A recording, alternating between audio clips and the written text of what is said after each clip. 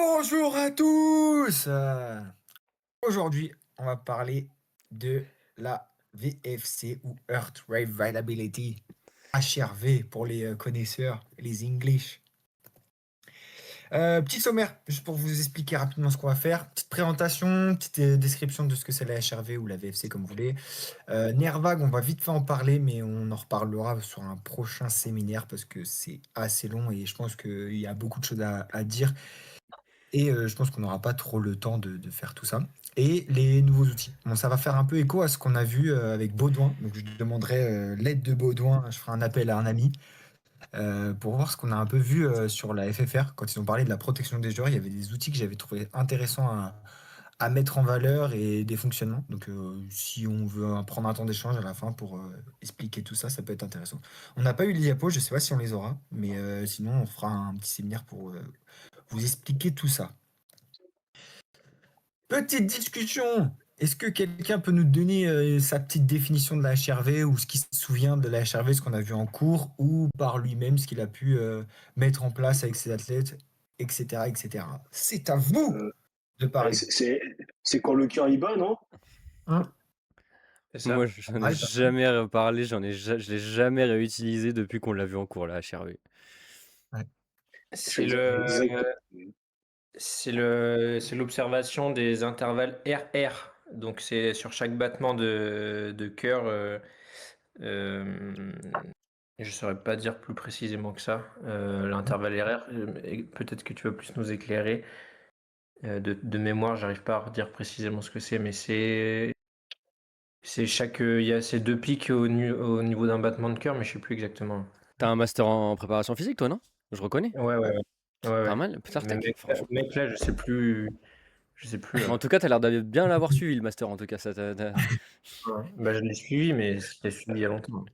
Alors, J'ai bientôt 30 ans, Là, je t'ai là, rattrapé c'est depuis longtemps, hein. la mémoire qui flanche, hein. On va La l'a- mémoire est flanche. on va La l'appeler mémoire est flanche. Chabal. J'ai aucun mémoire, aucun souvenir de moi sur les bancs de l'université. de ouf. Ah, il y a des trucs, c'est Fermez chaud. ma gueule encore. Ouais. Thomas, c'est juste Charal, c'est pas Chabat, c'est juste Charal. Allez, savane, savane. Putain, c'est dingue. Et Euh, merci. Non, on va pas trop rentrer dans les détails de comment ça fonctionne. Je pense que je ferai mon deuxième séminaire là-dessus en ayant plus de détails au niveau de la physiologie parce que c'est beaucoup plus compliqué que juste des battements et des intervalles RR. Mais c'est exactement ce que Boudon a dit si on veut le résumer simplement.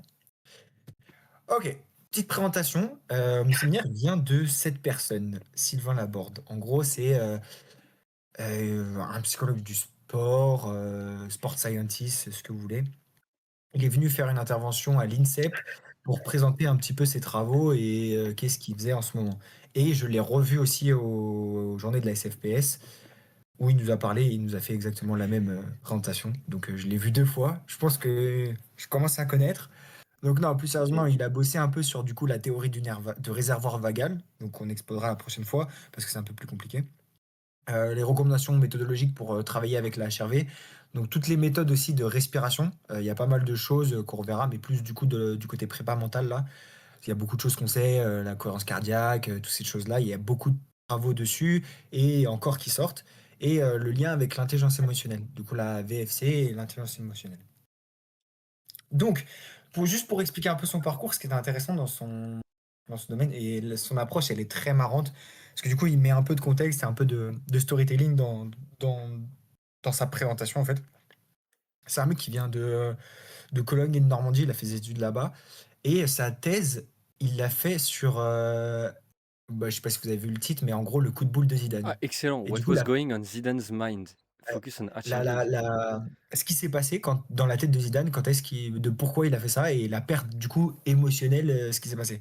Donc il a fait tout son travail autour de ça, donc plus au début de l'intelligence émotionnelle, de pour qu'est-ce qui s'est passé quand un sportif fait une action un peu folle, pète un câble ou des choses comme ça, et du coup petit à petit vers du coup la théorie vagale, du coup du réservoir vagal, comme quoi on aurait un travail à faire là-dessus et qui pourrait être vraiment intéressant pour améliorer les performances sportives. petite promo, parce qu'en fait, il a quand même, il y a des trucs que j'ai repris de ses diapos et tout ça, donc je pense que c'est important de mettre en valeur. Dans ce livre, il y a tout ce qu'il nous a décrit, il y a toutes les études qu'il a pu mettre et toutes les recommandations. Donc je sais pas si je pourrais me l'acheter un jour, mais je pense que si j'ai l'occasion de le lire à la bibliothèque ou les trucs comme ça, je pense que j'irai le voir. Et je vous recommande aussi peut-être d'y aller parce qu'il n'y a pas beaucoup de choses de due. Et je ne sais pas si vous connaissez Emma Mosley aussi, c'est une scientifique assez connue qui a travaillé aussi Non. sur ces thématiques-là. Ok, donc, juste petite démonstration qu'il nous a faite, et je trouvais ça intéressant, c'est qu'il a pris du coup sa montre ou notre pouls, et en fait ça bat pas en même temps. Genre notre cœur c'est pas un métronome, donc en fait ça sert à rien de prendre que l'AFC comme indication et dire ok bah en fait notre cœur il bat, il faut qu'il soit tout le temps au même rythme, etc. Et du coup, c'est de là d'où vient la variabilité de la fréquence cardiaque, c'est que quand on fait un effort, on va faire quelque chose, il va y avoir des choses qui vont se passer au niveau du cerveau, des variations, genre pendant une compétition, il peut y avoir tout ce qui va être perturbation, stress, etc. Donc ça va nous faire perturber du coup notre rythme cardiaque, et du coup le but c'est de le rééquilibrer. Et du coup, pour avoir une meilleure performance. Donc, l'intérêt de se travailler sur la VFC pour un athlète, ça serait ça. Ça serait de pouvoir réguler, du coup, ces états émotionnels ou ces états un peu de stress, de panique durant une compétition. Et de passer du vert jusqu'au vert. Et pas de passer dans des périodes rouges où on se fatigue, où on perd de l'énergie, où on se déconcentre. Voilà, je me suis trouvé ça marrant de mettre le petit HRV. Parce que c'est à ce niveau-là, en fait, qu'il faut que ça, c'est entre le début de la compétition et la compétition qu'il faut travailler sur ça. Et vous allez voir, bon, je vous donnerai quelques recommandations quand même sur comment utiliser la cohérence cardiaque à la fin, mais on en reparlera. Je ne sais pas si vous vous souvenez de ça. Ça, c'était dans nos cours de master, quand on avait parlé avec Émeric Guillot et un autre mec que je me souviens plus du tout son nom. Il nous avait parlé de la HRV pour réduire la bradycardie, pour se concentrer. Donc rentrer dans toutes les routines de concentration et de pouvoir diminuer sa fréquence cardiaque afin de pouvoir entrer dans un état de concentration. Et du coup, on avait parlé d'éveil, d'activation, de pouvoir l'augmenter ou le diminuer. Donc en fait, ça va être de diminuer l'intervalle RR ou de l'augmenter en fonction de ce qu'on veut avoir. Et d'où l'intérêt de travailler sur sa VFC et de comprendre ces choses-là. Et je pense qu'il y a beaucoup d'athlètes à notre jour qui ne connaissent pas toutes ces petits tips, toutes ces petites choses qui sont assez simples à mettre en place, je pense que dans une performance, et qui peuvent avoir un rôle assez important. Voilà. Je pense que vous vous souvenez tous du coup de cette petite image. Donc en gros, la variété de la fréquence cardiaque, c'est du coup l'intervalle de temps entre les deux pics de fréquence cardiaque. Donc c'est-à-dire qu'il va y avoir deux battements, et du coup c'est le temps entre les deux battements. Et du coup, ce temps, il n'est pas tout le temps de la même longueur. Il peut être beaucoup plus long, beaucoup plus court, et plus un cœur est sain, plus il a ses battements irréguliers. Si il y a un battement régulier, ça peut être un signe de mauvaise santé, de maladie ou choses comme ça. Et du coup, le fait qu'il y ait la balance entre le parasympathique et sympathique se joue aussi ici. C'est-à-dire que plus on a une cohérence cardiaque qui marche bien, donc un alignement entre ces intervalles RR, soit une réduction, soit une augmentation, plus l'athlète est en mesure de bien performer, on va dire. Je vous la fais très simple, hein. On est vraiment très simple, on reste dans les choses assez simples. Donc, l'utilité de cet HRV, ça serait pas uniquement de voir les deux battements. On peut se dire, à quoi ça sert un athlète, il regarde ce graphique, il se dit, en fait, oui, c'est cool, il y a deux battements, comment je fais pour travailler dessus. Mais ça nous montre aussi la capacité de stress d'un athlète, du coup du stress physique ou du stress mental qu'il peut recevoir. C'est-à-dire que en fonction de quand on va la mesurer, en fait, cet intervalle RR, en fait, peut nous apporter beaucoup d'informations sur l'état de forme de l'athlète, sur comment il se sent, etc., etc. Donc, comme je l'ai dit, la HRV correspond à la variation des intervalles RR, donc le temps entre les battements successifs.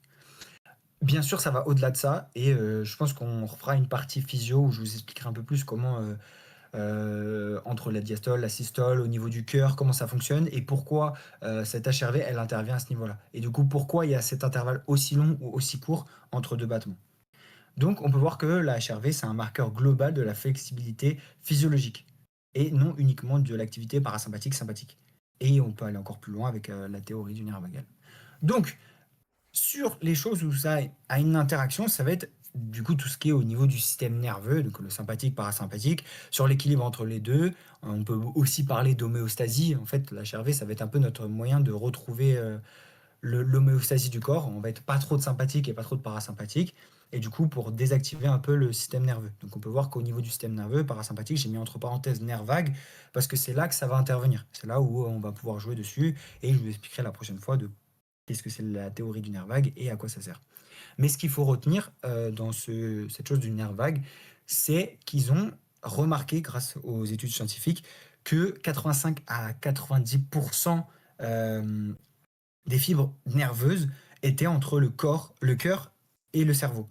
Donc ça veut dire qu'il y a énormément de messages nerveux qui passent entre ces deux organes. Donc ce qui rend en fait un travail énorme sur la HRV. C'est-à-dire que si on arrive à diminuer du coup cette intensité de message ou ce flux pour permettre une meilleure concentration ou une sélection de la prise d'information ou des signaux nerveux, en fait ça peut nous aider quand même à aider notre tête à être mieux, à être moins stressé, euh, mieux performer, on va dire. Même s'il y a un lien encore corrélé, parce qu'on prend outre compte les facteurs environnementaux ou extérieurs à l'athlète. Donc, les centres vertébraux, les barorécepteurs, donc en fait, ça permet du coup d'équilibrer aussi ces choses-là. Tout ce qui est au niveau de la respiration. On sait très bien que si la HRV elle est haute, du moins qu'elle est plus arythmique, et ben, ça joue sur la respiration. Donc ça joue sur la capacité athlète de se concentrer, de réduire du coup sa respiration et de jouer avec ce côté ou s'activer et se désactiver ou se concentrer, se déconcentrer. Au niveau des hormones, apparemment, il y aurait beaucoup de liens entre du coup l'interaction de la HRV et les hormones. Et bien sûr le système nerveux intrinsèque du cœur. Ouh, c'est quoi les Jusque-là, ça va? barorécepteurs? Les barorécepteurs, en gros, c'est tous les récepteurs que tu peux avoir dans ton corps. C'est un peu tout ce qui va se passer au niveau du cœur, au niveau de. C'est un peu les facteurs qui vont permettre l'homéostasie. Je sais pas si c'est clair. Ok. Pareil, hein, j'ai pas été trop dans les détails, mais en gros, C'est c'est les, ça. c'est les, c'est les Ouais, récepteurs barométriques, en mode, c'est tout ce qui est au niveau de la pression. La c'est ça. pression artérielle, pression, tout ce qui est de pression de manière générale, c'est le barorécepteur. Donc, ça D'accord. peut être pression sanguine, pression liée à des muscles, pression plein de choses, quoi. Merci. Oui. Merci, docteur. D'où l'intérêt d'où Voilà. l'intérêt d'avoir la HRV, vu comme c'est clairement en lien avec ça. C'est stylé, le docteur Vira. Ouais, je vais voir le docteur Docteur, oui. Vira. Faut qu'il fasse C'est une thèse pour stylé. ça. Docteur Vira, c'est stylé. Allez, on part tous faire une thèse chacun. On aura Docteur Baudouin, on aura DB, tu vois, on aura Décibel, on aura On aura Docteur Vira, DP, on aura DV, DV, DC, DP. DP. BP. Toi, t'es développé couché. Ceci, c'est développé couché. Ah ouais. Est-ce que vous avez des questions pour l'instant ou c'est plutôt clair? Non, Ouais, non, c'est très bien. ça va. Bien ça. Donc, petit tableau un peu pour récapituler à quoi pourrait aider un athlète de travailler sur sa HRV. Du coup, des meilleures adaptations, meilleure récupération, santé, performance cognitive, régulation émotionnelle. Encore, c'est à prendre avec des pincettes, hein, parce qu'on sait très bien que le facteur performance chez un athlète, bah, il est difficile à prendre en compte juste avec un facteur. Du coup, je pense pas que juste la HRV aide à être pris en compte, mais je pense qu'il a un impact du coup sur la vie de l'athlète. Mais honnêtement, pour des gens aussi normaux, ça peut être intéressant du coup d'aller leur expliquer ça, de les former par rapport à ça, parce qu'on a quand même bah, des prérogatives au niveau de l'augmentation des risques cardiovasculaires si elle n'est pas bonne, de mortalité, de diabète, d'hypertension, d'anxiété, dépression, burn-out. Dépression et burn-out, c'est vraiment des trucs qui ont été travaillés. Et du coup, on voit très bien que quand la HRV elle est pas bonne, bah en fait, oui, ça favorise le risque de dépression, du coup, mauvaise récupération, dysfonctionnement du système autonome, bah forcément, parce que quand le parasympathique et le sympathique ne fonctionnent pas correctement, bah, du coup, ça crée quelques problématiques dans notre corps, qui aime bien toujours revenir à la normale, à son état d'homéostasie. Et du coup, si on lui en empêche avec du gros sympathique, que ce soit par la dépression, par le surentraînement, par autre chose, bah, en fait, ça va être compliqué à revenir à la norme. Ok, donc rapidement, au niveau du nerf vague, qu'est-ce qui peut avoir un impact dessus? Bah, ça va être tout ce qui est capacité d'attention. Il faut avoir une attention élevée là-dessus, ou même l'utilisation de la cohérence cardiaque avec des athlètes. c'est des choses qui sont utilisées. Après, est-ce que c'est bien utilisé? Est-ce qu'ils savent comment fonctionnent les choses? Je ne sais pas. Mais en tout cas, c'est des choses qui sont très utilisées à haut niveau. Au niveau des fonctions exécutives, au niveau bien sûr de la régulation des émotions, hein. Sa thèse est portée sur un coup de boule de Zidane, je pense que c'est on ne peut plus clair. C'est-à-dire que ça évite peut-être que l'athlète, sur un malentendu, sur une mauvaise gestion de ses émotions, sorte de son match, sorte de sa performance et du coup, Excuse-moi ça Proust, aiderait à être plus j'ai lucide. j'ai freeze. J'ai freeze à partir du moment où tu as commencé le nerf vague et là je viens de Ah, revenir. Est-ce que tu peux reprendre la diapo s'il te plaît? OK, ouais, t'inquiète, pas de souci. Donc je disais, au niveau des interactions qu'il peut avoir sur la performance, on a, au niveau de l'attention. Comme on a pu l'expliquer tout à l'heure sur les routines de performance, du coup, diminuer la respiration, réduire sa fréquence cardiaque va permettre d'avoir une meilleure HRV et donc de pouvoir rentrer dans sa performance et d'être plus concentré, on va dire. Donc on avait aussi au niveau des fonctions exécutives, des émotions, comme ce que j'avais pu dire avec le coup de boule de Zidane. C'est des choses où en fait ça évite qu'un athlète il sorte de son match, il sorte de sa performance, si il peut pouvoir réguler ça. Et donc, ça aurait des effets réels sur du coup la gestion d'émotions durant une performance. Du coup, la prise de décision, forcément, si on est plus attentif, on peut prendre des décisions un peu plus claires. Et du coup, sur la régulation du stress. Au-delà des outils qu'on peut voir sur la respiration, la régulation du stress, ça aide quand même un peu à mieux performer normalement.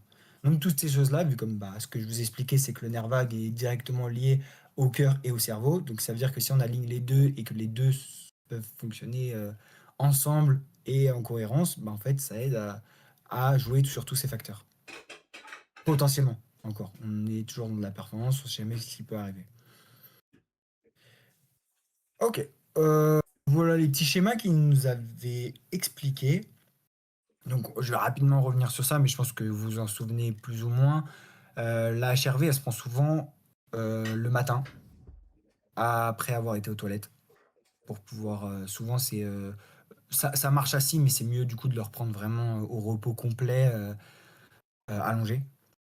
Et ce qu'il avait mis, c'était qu'au niveau de l'entraînement, vous pouvez prendre la HRV aussi après, pendant la séance de récupération. Vous avez votre deuxième entraînement. Après, vous pouvez mettre leur entraînement mental. Bon, ça, c'était un peu du coup une séance, une journée type en fait d'un athlète qui utilise la mesure de la HRV. À haut niveau, il y a très peu de sportifs qui peuvent l'avoir, ces choses-là.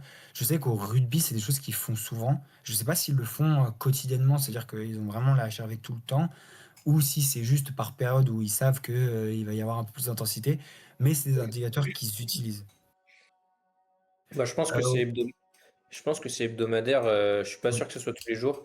Et je parle sans savoir, hein, mais je pense que c'est une fois par semaine parce que mine de rien, ce genre de choses, si t'as pas un suivi longitudinal, en tout cas, je pense au moins une fois par semaine, je suis pas sûr qu'il y ait un réel intérêt de le faire.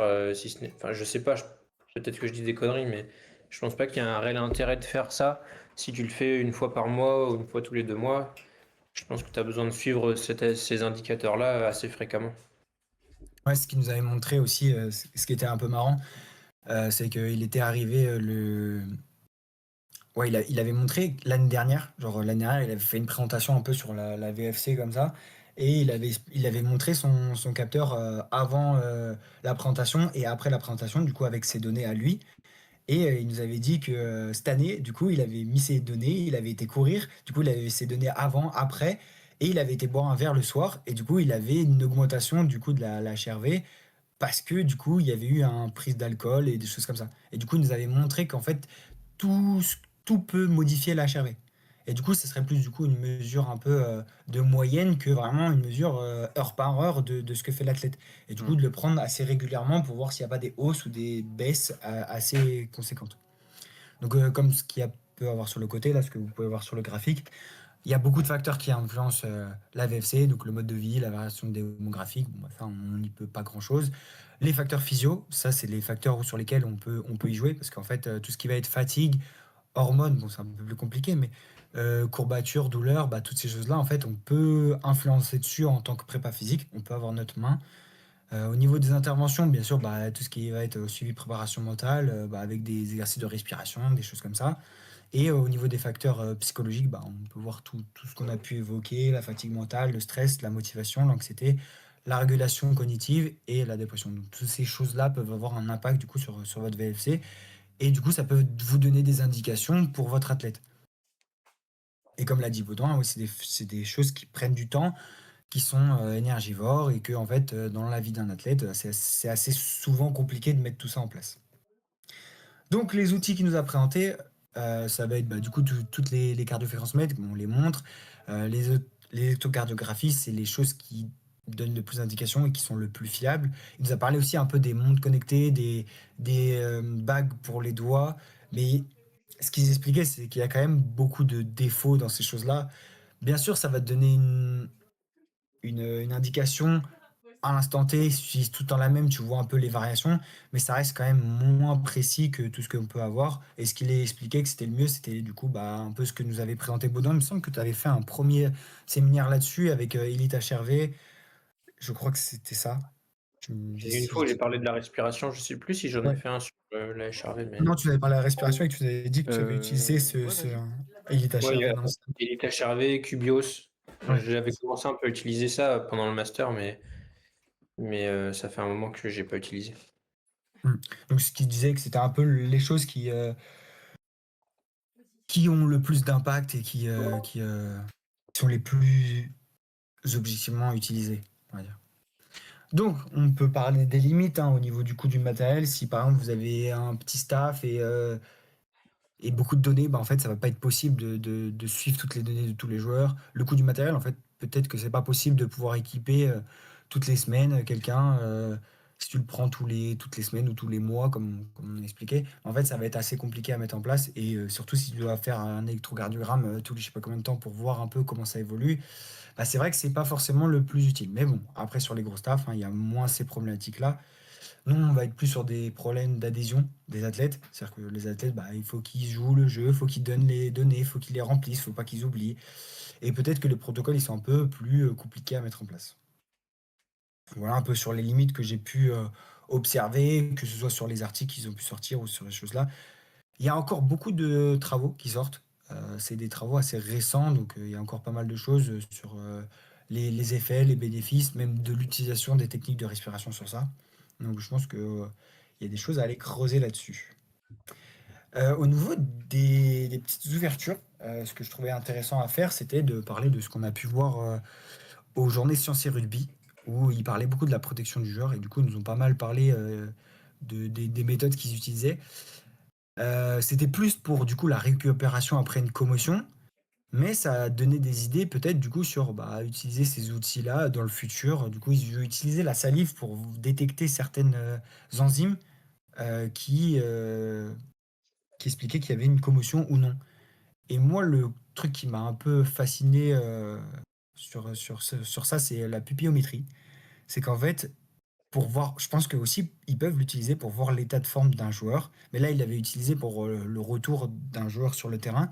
C'est qu'en fait ils te mettent un flash dans l'œil et du coup ils voient comment la rétine s'ouvre ou se ferme. Et du coup plus le temps de réaction est lent, plus ça veut dire qu'il y a une fatigue ou qu'il y a encore un souci à ce niveau-là. Donc ils avaient fait toute une étude et ils sont en train de faire toutes des études pour ça et du coup ils testent les protocoles sur le rugby. Et je trouvais ça mais genre archi pertinent à explorer comme intervention, c'était super intéressant. Je sais pas si tu as d'autres choses à rajouter, Baudouin, par rapport à ça, mais je trouvais ça Bah, quand même on assez pertinent. l'a- c'est dur de tout retransmettre, mais effectivement, c'était super intéressant. Ce qui ressortait, ce que j'avais l'impression, c'est qu'au final, c'était peut-être plus fiable et plus pratique même que l'utilisation de la HRV, du fait que, de mémoire, en gros, sur la pupille, sur ce qu'ils observent, en fait, il y a un nerf optique qui est lié au nerf, enfin, à la partie parasympathique, et autre chose qui est lié à la partie sympathique. Et du coup, tandis que sur le cœur, les deux sont liés en même temps. Et en C'est ça. fonction de ce qu'ils observaient, tu pouvais vraiment dissocier les deux. Et c'est un peu, c'est pas très très bien expliqué. Je sais plus exactement ce qu'ils disaient. Je sais pas si tu as plus de souvenirs que moi, mais effectivement, ça avait l'air d'être pour l'utilisation en protocole de récupération post-commotion et même juste sur un suivi de l'état de forme. Ça avait l'air super intéressant et j'ai l'impression même que je vais pas dire que ça a plus d'avenir que la HRV, Mm. Mais j'ai l'impression, franchement, que c'était vachement pratique et peut-être même plus fiable que la HRV actuellement. C'est un truc de ouf, ça, quand même. Ça, Et ça, c'est pour ouais, mesurer, parce que du coup, on parle de la HRV depuis tout à l'heure, mais là, que ce soit la méthode salivaire ou la pupillométrie, c'est pareil, c'est pour voir l'état de récupération de manière générale ou là, spécifiquement après une commotion. C'est spécifique commotion, je crois que c'est spécifique commotion, notamment pour la ouais, salive. Et c'est aussi spécifique commotion pour la pupillométrie, mais tu peux aussi voir un peu sur les mêmes principes que la HRV, l'état de forme, parce que tu vois l'évolution de ton système sympathique, système parasympathique, etc. Mais ce qu'ils regardaient dans les deux cas, eux, c'était comment évoluer les indicateurs en post-commotion. Sur la salive, en commotion, apparemment, il y a je sais plus si c'est des hormones ou si c'est, je sais plus quel composé chimique est beaucoup plus présent. Et du coup, il regardait son évolution. Et sur la pupillométrie, ouais, effectivement, comme disait Mathieu, c'est le réflexe de la pupille quand tu mets de la lumière, un flash dedans, tu sais, elle se rétracte, elle se relâche. Ouais. Et en fait, ah oui, c'est ça. En fait, il y a un nerf qui est relié à la contraction et un autre qui est relié au relâchement, il me semble. Il me semble que c'est comme ça. Je sais pas si c'est un nerf ou un truc comme ça. Et du Ouais, coup, c'est bah, ça, ça, ça. c'est dissocié. Donc, si ils observent la partie qui se contracte, ils regardent le temps déjà de contraction de la pupille. Ça va être significatif de quelque chose, mais significatif, par exemple, je sais plus si c'est le système parasympathique, sympathique, pardon. Et le relâchement de la pupille, ça va être lié au système, l'efficacité du système parasympathique, je crois. Et du coup, avec ça, Ah il me oui, semble donc que si tu c'était as une ça. Donc, pupille, par exemple, qui va se contracter, qui va se rétrécir très vite, mais qui va avoir du mal à se réélargir, ou inversement, qui va s'élargir vite, mais qui va avoir du mal à se contracter, potentiellement, ça te donne des informations sur le sympathique et le parasympathique. C'est un truc ouais, de ouf. carrément. C'est un Ouais, truc de c'était ouf. super intéressant. Et en plus, le mec qui étudie ça en place, ils sont en train de faire de manière enfin, en gros, ils utilisent le téléphone et une appli. Ah Et ouais, il a juste mis un dispositif en place ouais. qui fait que tu le poses comme ça et ça, t'as juste à le régler. Et puis bah, derrière, avec le téléphone et tout, ça fait le flash. Et enfin, j'ai l'impression que ça va quand même être assez facilement. La mise en place va Utilisable. être assez facile, Ouais. rapide, tu vois. Ça, c'est un truc de ouf. Du coup, tu te rends aveugle tous les jours, mais au moins, tu sais si t'as Ouais, bien récupéré ou pas.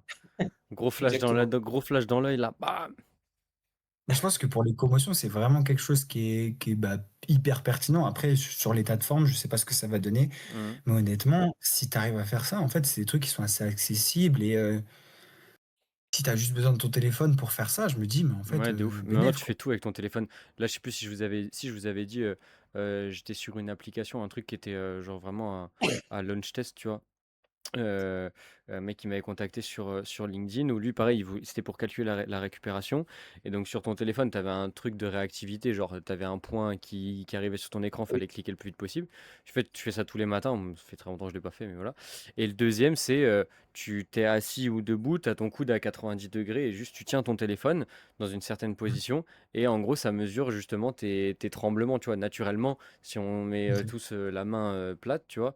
On va tous trembler un minimum et potentiellement plus tu trembles, moins bien tu as récupéré. Du coup, ça te donnait ce qu'il avait appelé un neuroscore et ça te disait si tu avais bien récupéré ou pas. Mais du coup, maintenant, tu fais tout avec le téléphone. Tu vois, là, tu mesures l'écartement d'une pupille, tu mesures le tremblement d'une main, tu fais tout, c'est exceptionnel. Ouais. Non, franchement, c'était super intéressant comme truc. Même celui qui avait parlé du coup d'une nouvelle utilisation de la fréquence cardiaque. Je me souviens un peu de ce qu'il avait fait. Je l'ai pas mis parce que j'avais du mal à me souvenir de ce qu'il avait parlé. Mais en gros, il utilisait une nouvelle forme d'utilisation de la fréquence cardiaque pour voir l'état de forme des joueurs. Ok. Mais je sais pas si tu t'en souviens, Baudouin, de ça. Non, Celui je qui me avait souviens parlé pas. sur le foot Ah, le avec foot. Montpellier. Ça me dit un truc là maintenant que t'en parles, mais je me souviens plus exactement. En gros, il avait testé un protocole pour en Oui, gros, remettre c'est le mec l'accès au sport. qui était à Crystal Palace. Ouais, c'est ça. Ouais, ouais, je me souviens pas.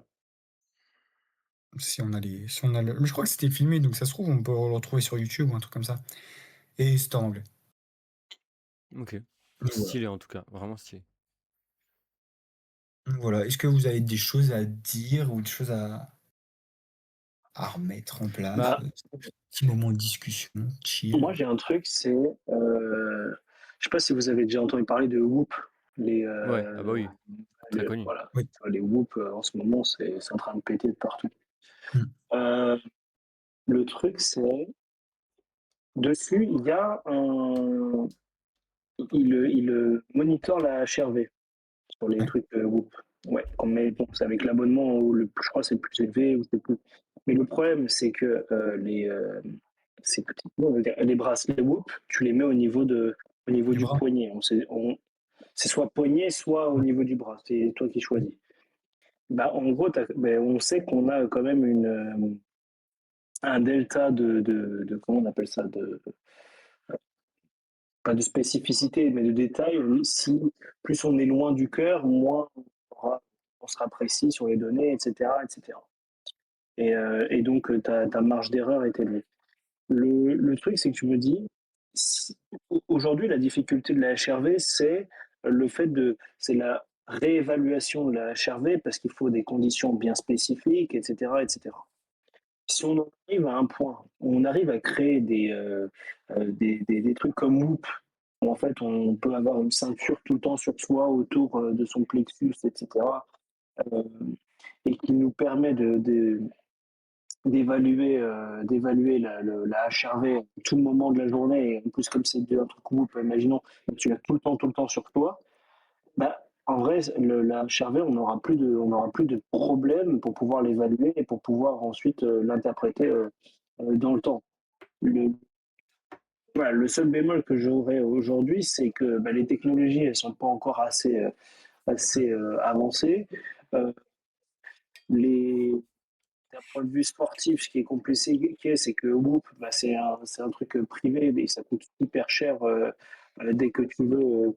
Dès que tu veux monitorer dans les plus gros abonnements, etc., et avoir le plus de données possible. Et après aussi derrière, qu'est-ce que les données elles veulent dire. Ça. Et si Donc, tu peux les interpréter, quoi. en vrai, je me disais avec certains des athlètes, parce que on a certains athlètes ici qui ont Whoop. En ce moment, tu as eu Fitbit de chez Mm. Google qui est sorti aussi, mais Fitbit, bref, tu vois que c'est vachement commercial et pas assez et pas scientifique. Ce que je Hmm. me dis, c'est que une entreprise comme, je sais pas moi, Catapult, Polar, des choses comme ça, ils arrivent à faire ce genre de choses avec autant de précision. Eh ben, en fait, on a fini le game et on arrive à avoir des données en temps réel tout le temps sur nos gars, euh, etc. En fait. Ouais, Et, parce que c'est et- ça qui est très dur, tu vois. Enfin, quand t'es sportif de haut niveau et que c'est ton métier, je pense que c'est différent. Ou alors, dans l'institution, tu peux le faire rentrer plus facilement en mode, tu vois, ce que je disais moi, l'application tout à l'heure, tous les matins à 9 h, quand tu arrives, tu fais faire le truc, etc. Tout le monde doit le faire. C'est plus, tu peux potentiellement, ou comme Baudouin, quand il était avec ses filles tous les jours ou presque, plus facile de faire respecter ça. Mais moi, personnellement, t'as la notification, tu le fais un temps, tu le fais. Et puis bah en fonction de si t'es assidu, en fonction de vraiment de ton objectif, moi j'ai pas besoin de savoir que j'avais bien récupéré. Je dors bien, je m'entraîne une fois par jour max, ça va, tu vois, y a pas trop de problématiques. Mais une fois de plus les trucs que tu dois faire tous les jours, franchement c'est tellement contraignant. C'est C'est contraignant. donc avoir des trucs effectivement comme ça qui te calculent tout, tu vois, ou alors où tu peux facilement, comme tu disais, Vira, le truc avec la HRV, ce qui est un peu relou, c'est que faut que ce soit dans des conditions, faut que ce soit vraiment au réveil, quand t'es tranquille, quand t'es posé. Si tu peux faire le truc de l'œil, là, hop, chaque fois qu'il y a quelqu'un qui arrive qui est dans la salle de muscu, tu lui dis tiens, donne-moi ton œil, clac, clac, et, et le mec, tu lui mesures la pupille, c'est vachement plus facile à faire et du coup à collecter comme data qu'une HRV. Faut que le mec il soit au repos, faut qu'il vienne de se réveiller, faut que ce c'est soit après ça. une séance de récup, un truc. C'est ça. C'est juste si tu as si t'as des outils qui te permettent en fait, que ça soit pas contraignant d'une manière générale et que ça te prenne pas, enfin, que tu puisses utiliser les données, enfin, que tu puisses prendre des données absolument quand tu veux, à tout moment, et que tu sois pas contraint bah, par des contraintes comme ça, comme de la HRV, bah, il faut que tu sois dans telle position, il faut que tu sois à telle heure, il faut que Hmm. tu sois. Il suffirait juste que tu aies, je sais pas moi, tu dis le matin au réveil, après être passé aux toilettes, il faut juste que tu aies quelqu'un, un nouveau père ou une nouvelle mère, avec un gosse qui est en train de gueuler, c'est déjà fini tout ça. Ouais. Hmm. C'est vrai. Du coup, c'est compliqué. c'est super compliqué, Et puis en plus, c'est comme super tu disais, compliqué et même en sport. Vieira aussi, à quel point c'est utile. Comme tu nous avais parlé, on avait parlé des GPS l'autre jour, Mmh. à quel point tu as 150 data, qu'est-ce que tu en fais de toutes ces data? Est-ce que vraiment c'est pertinent? Bon, bah là, est-ce que, même si c'est beaucoup moins précis et beaucoup moins subjectif, mais juste dire à un mec, ou à une nana, hein, «Tu dormi, combien de temps cette nuit?» Bon, bah, s'il te dit, «J'ai dormi 3 heures», tu pas besoin de calculer sa HRV pour savoir que va être Ouais. cramé et que, bah, vas-y, retourne chez toi, faire une sieste, tu vois? Hem, Déjà Mmh. la discussion, ça joue pour beaucoup et un bon Mmh. vieux RPE de comment tu te sens, mais bon après ça dépend des gens, s'il y en a qui vont gruger, pas gruger et c'est sûr que ça permet d'objectiver, mais faut que ce soit facile à Mais mettre en en vrai, place. la question, elle est là, c'est est-ce que du coup, c'est bien aussi de, au plus jeune âge, essayer de faire prendre conscience de son corps aux athlètes? C'est-à-dire Aussi. qu'ils comprennent en fait comment il marche et c'est pas du en fait on y va à fond jusqu'à tant que la machine elle casse quoi. Il y a beaucoup trop d'athlètes qui sont encore comme ça. C'est on rentre dedans, on y va à fond. Alors qu'en vrai, non, il y a beaucoup de choses où on a les outils pour faire en sorte qu'il y ait, il y ait une conscience du corps, un truc qui te dit, ok, bah là je sens ça, là j'ai une douleur là, mais est-ce que c'est une douleur ou est-ce que c'est parce que musculairement je suis pas encore activé? Mmh. Il y a plein de choses comme ça. Est-ce que du coup, la fatigue, je l'ai récupérée? En vrai, on a tous eu des soirées avant un truc de sport ou quelque chose comme ça, on se couche tard.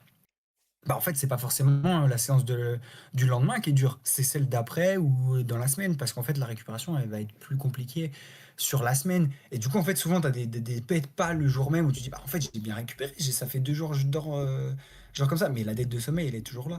Mmh. Donc, en fait, il y a plein de choses comme ça où la prise de conscience de tout ce qui peut être un facteur de fatigue en plus pour l'athlète, bah, je pense que c'est important à prendre en compte. Mouais. C'est vrai qu'en termes de teaching, c'est pas mal. Ouais, Mm. après, je trouve que c'est encore trop peu. Il y a trop peu de protocoles dessus. Genre, on en voit certains, oui, on dit aux athlètes, il faut faire ça, il faut bien manger, bien dormir, machin truc. Mais il y a peu de choses où on les aide à prendre conscience de ce qu'ils font. Genre, tu vois, le truc du carnet de séance, bah, je trouve ça top, quoi. Ton carnet de séance, tu mets tes sensations derrière, bah, en fait, oui, tu prends conscience de ce qui se passe dans ton corps. Oui, oui. Mmh. Vraiment des choses comme ça. Ouais. Mais il y a trop peu de choses concrètes. Après, peut-être que je dis ça parce que j'ai pas cherché, donc peut-être que ce serait une ouverture pour un prochain séminaire, mais je pense que, ouais, il y a des choses à faire là-dessus. C'est En vrai. plus, oui, moi je trouve pas mal de difficultés, pas de difficultés, mais je sens la différence entre ici le Portugal et la France, dans le sens aussi au niveau du vocabulaire. En France, on a beaucoup plus de vocabulaire pour pouvoir exprimer ses sensations comparé à ici où c'est vite restreint. Par exemple, de la douleur, des courbatures, ça chauffe. Ouais. Euh, Ça, c'est pas de la douleur, mais c'est. Bref, là, j'ai pas les mots qui me viennent en tête, mais je Tu as sais que. des questionnaires Une de gêne ou Saint-Antoine. un Je sais pas si pincement vous ou un avez fait. picotement ou un Exactement, tu vois, pincement, picotement, des piqûres, ouais. ce genre de choses, des Mmh. fourmis, etc. Tu vois, Tu en pas tout français, ça, on a cette chance-là. On a plein de vocabulaire pour pouvoir exprimer des choses vraiment précises, mmh, Ouais. comparé à ici où le vocabulaire, il n'est pas aussi fourni, ou en tout mmh. cas, les gens ne connaissent pas autant de vocabulaire.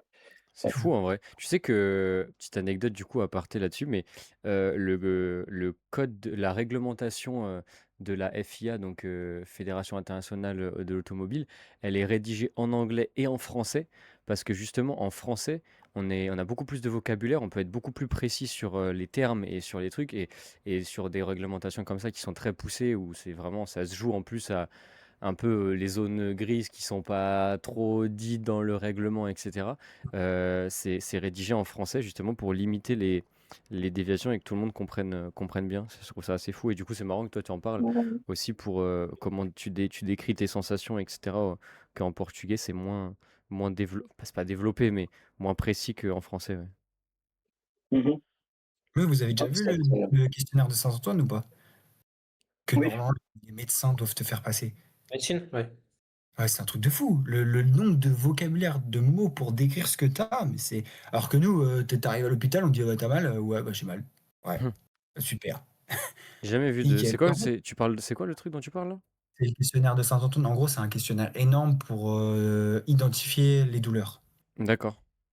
Ah non, je connais pas. Et je me dis, en fait, tu vois, il y a ça qui commence un peu à arriver sur la régulation des émotions, à mieux comprendre, à mieux les utiliser. Je sais pas si vous avez déjà vu les cartes. Il y a des cartes qui existent, un jeu de cartes avec les émotions, et tu as toutes les émotions et tu as ce que ça te fait. Et du coup, en fait, tu pioches les cartes pour un peu initier à la prise de conscience au niveau émotionnel. Mais pourquoi on le fait pas au niveau physique? C'est exactement la même chose. Enfin, j'ai du mal C'est à ça, tu vois, comprendre ça, que c'est ça, une après, équation. faut le faire avec des jeunes, tu vois. On en est Ouais, mais toujours au même truc, ouais. c'est comment tu surcharges le planning de tes athlètes, Hmm. comment tu charges le planning de tes athlètes, quelles sont les priorités, etc.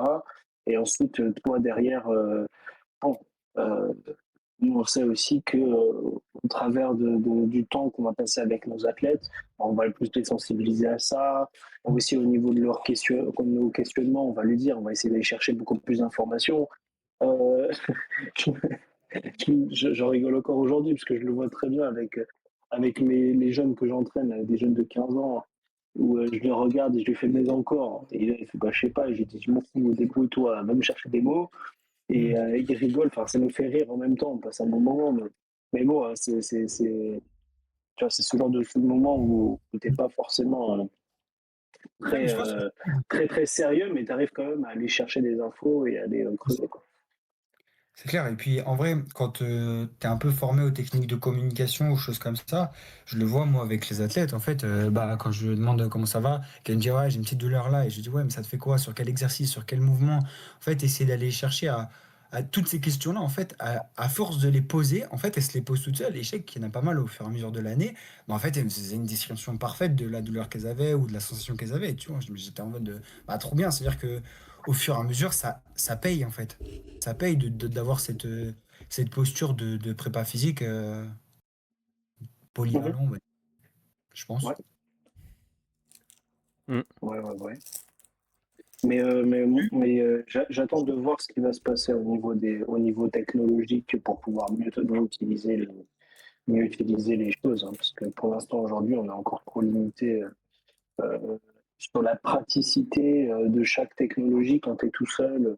Le fait de ne pas t'éparpiller entre plusieurs marques, plusieurs technos, plusieurs trucs. Si vraiment on arrive à avoir une seule marque qui nous propose tout, mais ça nous fait gagner un temps. Ah, mais Et t'auras jamais. même si c'est plus cher, juste le gain de temps va faire que tu es plus rentable. Ouais, Mm, après, le monopole, hein, c'est dangereux, hein. mm, clairement. C'est dangereux, mais vas-y, moi Toi, t'aimes le je suis danger, aussi toi, pour t'aimes le négocier. risque. Sinon, on va faire le C, le CHRV, tu vois, le CHRV qui, en gros, on va proposer notre propre GPS, le CGPS, tu vois, des trucs comme ça. Le Ça fait- CHRVGPS, en fait, on fait le CABCDEY. Voilà, tu vois, on va mettre, On fait le C alphabet. tu vois, genre, cette fabé. Non, mais tu vois, genre, je me dis, catapulte, on pourrait donner quoi à notre nom de marque, tu vois, genre, c'est une- je sais pas, tu vois, Ah, bref. je sais En pas. attendant que tu trouves, pour finir un petit peu Hop sur là, ce sujet-là, j'ai un truc vas-y, comme vas-y. Quattro, Quatuor, un truc du genre. Quattro, c'est déjà Audi, on peut pas. Mais genre Quatuor, un truc du genre, tu vois. Les 4C. Les 4C, tu vois. Bah non, les 4C, il n'y a qu'un seul C ici. C'est pas faux. Ça marche pas, ça marche pas. PCBV, PCBV. Non, mais en gros, pour Non. finir, en fait, bah, je pense que la HRV, c'est un indicateur qui peut être intéressant pour voir un peu toutes les adaptations du corps, la gestion du stress, pour en apprendre un peu plus sur ces athlètes. Et au-delà de pouvoir l'identifier, je pense que même sans l'identifier, je pense qu'on peut faire déjà des choses au niveau de la préparation physique, au niveau de la préparation mentale. Et je pense que ça fera l'objet d'un prochain séminaire. Et ce qu'on peut retenir aussi, c'est qu'un cœur sain présente une variabilité complexe et non un rythme parfaitement régulier comme un petit métronome. Donc voilà, voilà ce petit séminaire. Merci de votre attention et Ciao, c'est ciao. la fin Allez, top. de cette saison.